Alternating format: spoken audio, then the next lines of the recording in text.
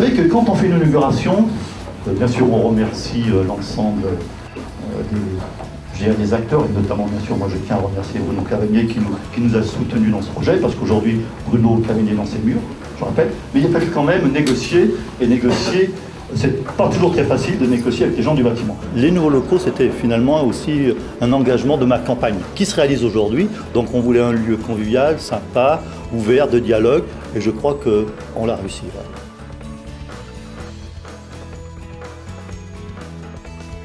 Mesdames, Messieurs, chers amis entrepreneurs, c'est toujours un grand plaisir pour moi que de venir dans les fédérations pour partager avec vous ces moments et surtout aujourd'hui, comme l'a précisé d'ailleurs Jean-Marc, nous sommes dans nos murs, donc c'est un réel plaisir.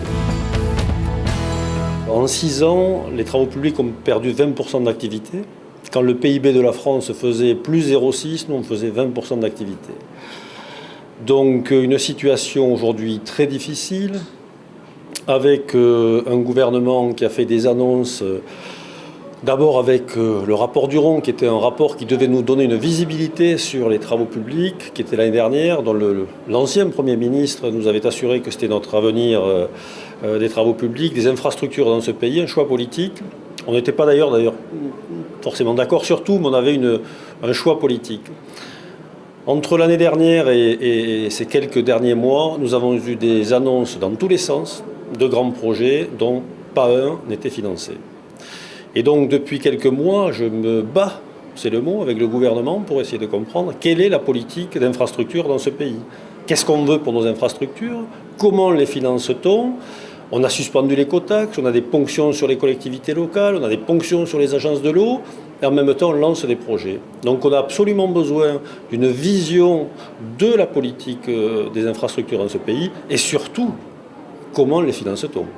Ce qui nous inquiète aujourd'hui, bien sûr, c'est l'après-municipal, puisque 50% de notre chiffre d'affaires, ce sont donc les collectivités.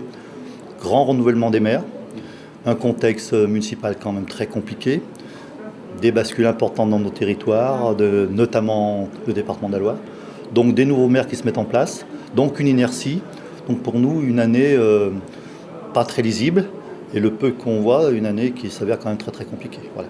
Donc l'objectif de notre fédération, c'est d'alerter les maires, c'est ce qu'on va faire, et surtout leur rappeler à chacun, ne serait-ce que l'entretien du patrimoine. Je crois que ça sera un peu, en tout cas notre action, ça sera consacré à l'entretien du patrimoine, parce que ça, c'est quelque chose qu'il faut immédiatement mettre en place, au-delà de mettre effectivement en place leur programme, mais un programme c'est sur la mandature.